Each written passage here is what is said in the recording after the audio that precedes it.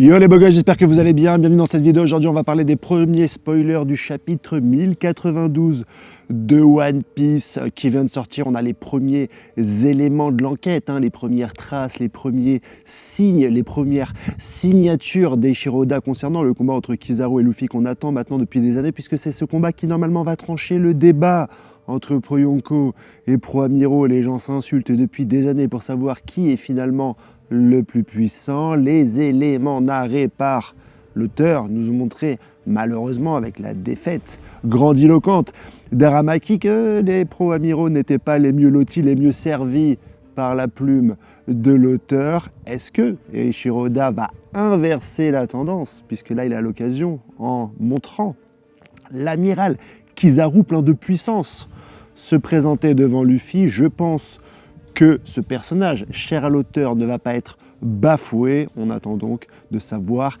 ce qui va se passer réellement, ce qui va chambouler finalement un petit peu la communauté. On a quelques petits éléments à vous fournir déjà. Première chose, le leaker répond à des questions. Il ne met pas des petits gifs animés pour pouvoir nous donner des informations. Et la première est, si je suis fan de Kizaru, quelle note je mettrai au chapitre? Le leaker dit 9. Wow. Donc l'amiral Kizaru ne sera pas dérespecté en une case, en un coup ou en un chapitre dans son affrontement avec Monkey D. Luffy. Ensuite, sur le forum, on demande, d'accord, si je suis fan de Luffy finalement, quelle note je mettrai au chapitre? Et là, le leaker dit également 9. Donc voilà, ça sera un combat qui sera un petit peu équilibré entre les deux personnages. Ils auront principalement des highlights, des beaux coups, des belles doubles pages chacun, mais ça semble être parfaitement équilibré. Ensuite, la question qui suit, l'auteur demande, les questions demandent directement oui et si l'animal Kizaru dure plus de 2 chapitres, je brûle l'intégralité de mes tomes One Piece. Et le leaker lui dit, tu peux déjà préparer l'essence.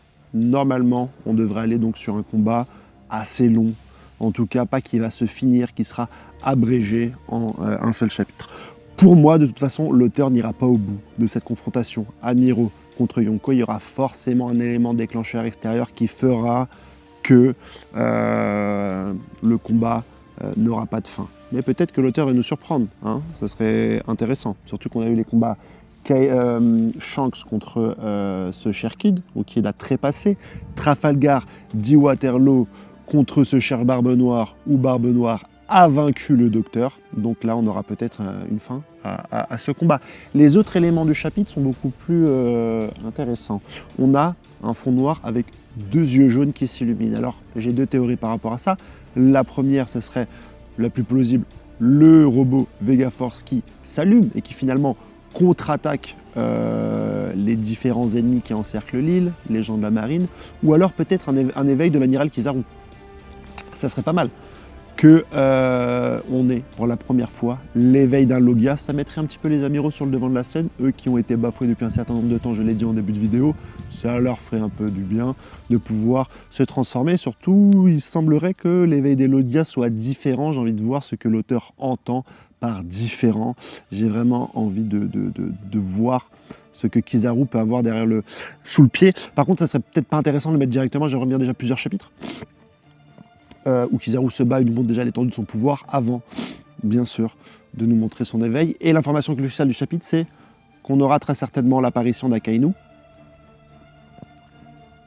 Je pense, dans son bureau, désolé, c'est le maire, c'est traditionnellement, depuis le Nouveau Monde, le décor où on voit l'amiral en chef de la marine, puisque celui-ci ne peut pas se déplacer, mais vu les images de volcans, etc., qu'on a eu comme indice, il est peut-être en route, ou peut-être que de là où il est, il utilise son pouvoir, puisqu'il n'est pas très loin finalement d'Ex-Id, pour créer un magma des fonds marins. C'est peut-être également un monstre des fonds marins qui crée... On voit du magma dans des fonds marins, j'ai l'impression du magma entre ces tuelés. Est-ce que c'est uniquement pour signifier qu'on aura le personnage d'Akainu, ou est-ce que c'est pour nous dire que ce personnage va attaquer? Voilà pour l'intégralité du chapitre. Je suis ici dans un magnifique décor parce que j'ai fait le triathlon Taille L Half Ironman 2 dinars, 2 km de natation, 90 km de vélo et 21 km, un semi-marathon de course. Il y a plusieurs photos, vidéos sur Twitter, donc n'hésite pas à aller sur Twitter pour voir un petit peu ce que je fais, commenter, liker, partager. Plus d'infos, quand on aura plus d'infos. Henrik 21, on spoilera le monde à mardi. Bisous les amis, ciao ciao.